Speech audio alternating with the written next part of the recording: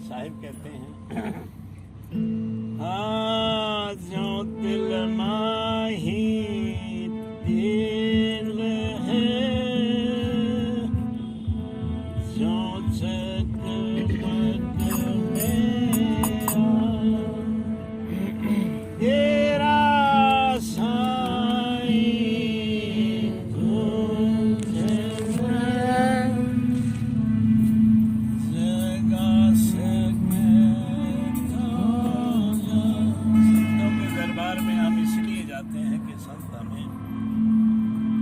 से वाकिफ बना देते हैं कि मालिक के लिए कहीं जंगलों में, पहाड़ों में, दुर्गम स्थानों में के जाने की जरूरत नहीं है।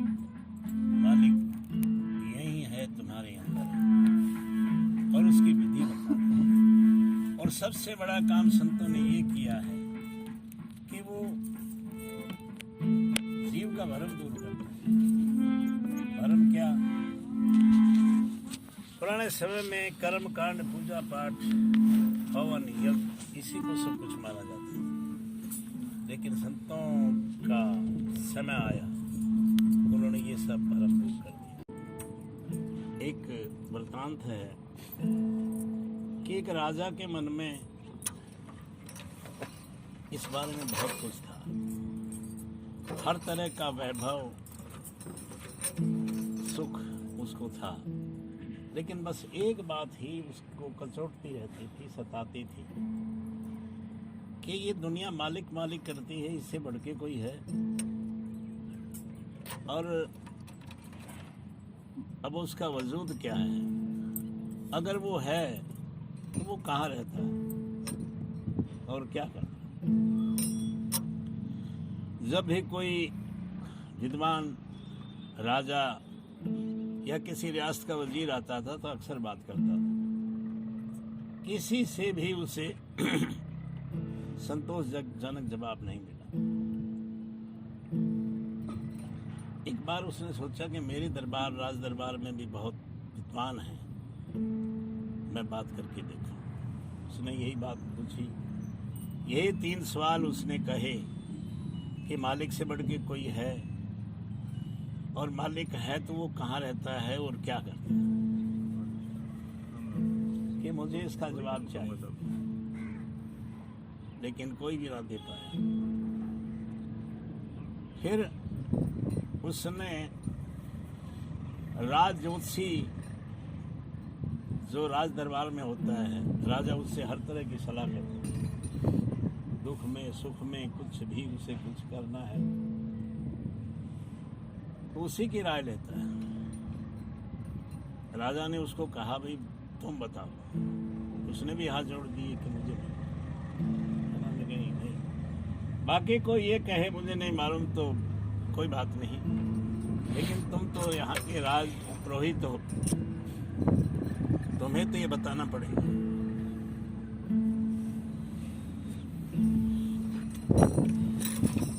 उसने कहा कि इसके लिए मुझे कुछ समय चाहिए। बोलो कितना? कहता 1 महीना। कहता इतना काम तो नहीं है। कहता नहीं जी, महीना कम से कम। राजा ने कहा ठीक है, एक बात है, अगर तुम इसका जवाब दे दोगे तो मैं तुम्हें इनाम दूंगा, और अगर 1 महीने का समय लेके तुम जवाब ना दे पाए तो तुम्हारे को सजा हो सकती। तो मैं परिवार तक, क्योंकि उन दिनों राजाओं का ऐसा ही था, मरवा भी दिया करते। उसने कहा कि ठीक। आया घर में, कोई ज़्यादा बड़ा परिवार नहीं था, इकलौती बेटी बाहर आई और अपने पिता के दामन से लिपट गई।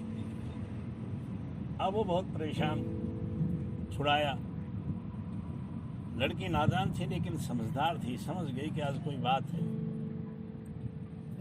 साथ आई, जैसे ही वो बैठे पूछा पिताजी पानी लाऊं? कहने लगा नहीं मुझे नहीं चाहिए, वरना जब भी आते थे पानी पीते थे। अब उस लड़की को लगा कि हाँ जरूर कोई बात है। फिर कहा कि खाना लगाऊं? कहता नहीं खाना, तुमने खाना तो खा लो। अब उसको बोलना पड़ा, कहने लगी कि बताओ बात क्या है। कहता क्या करोगी तुम जान के? कहता नहीं फिर भी। कहता देख बेटी तेरी बस की बात नहीं है, मैं जो समस्या लेके आया हूँ उसका समाधान मुझे ही ढूंढना है। कहता नहीं मुझे बताओ। फिर सोचा कि हाँ लड़की है समझदार। कहने लगा बेटी बात यह है, राजा ने आज भरे दरबार में 3 सवाल किए कि मालिक से बढ़ के कोई है, और मालिक है तो वो कहाँ रहता है और क्या करता है। लड़की ने कहा बस इतनी सी बात। अब उससे बड़ा आश्चर्य हुआ कि मेरी तो जान पे नौबत आई हुई है। ये लड़की कहती है बस इतनी सी बात। कहता तू बताएगी? कहता मैं तो नहीं बता सकती। कहता फिर? कहता मैं इसका एक तरीका बता देती हूँ। कहता बता। कहता आपके वो गुरुजी है ना, यहाँ से कोसों दूर आप जाते थे जब आप पुरोहित थे, उसके पास चले। पुरोहित ने समझा कि हाँ बात तो सही है, लेकिन मैं जाऊं किस मुंह से?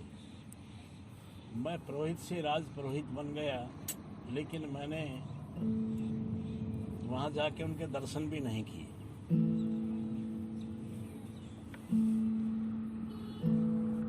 कहा कि बेटी मैं जाऊं कैसे? कैसे ही वहां जाके फेस कैसे करूंगा, कैसे सामना करूंगा? कहने लगे कोई बात नहीं, संत तो दयाल होते हैं, आप जाके देखो। अब कुछ वजन हल्का हुआ और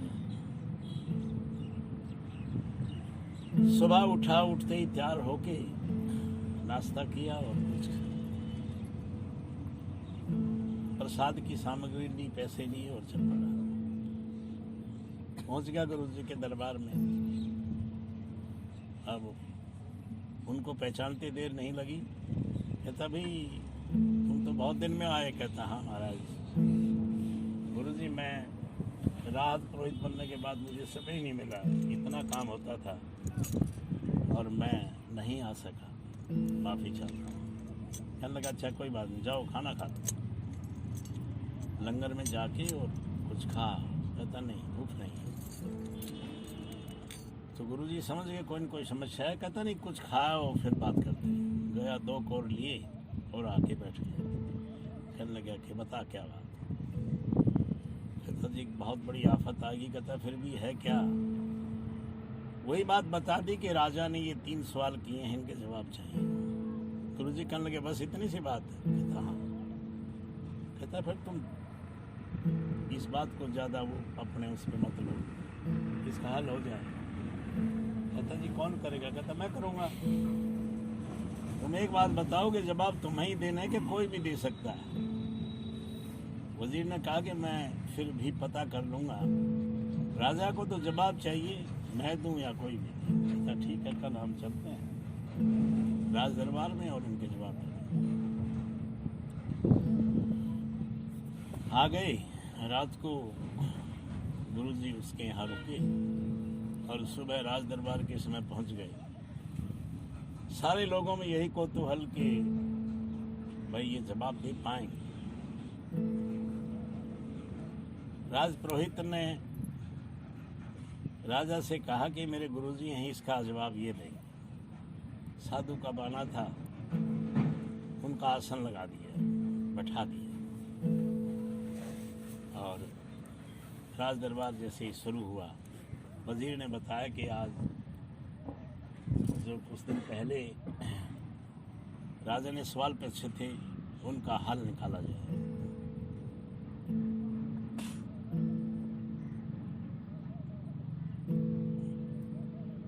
साधु ने पूछा कि राजन बताइए क्या सवाल है? कहता आपको पता नहीं लगा? कहता नहीं आप अपने मुख से बताइए।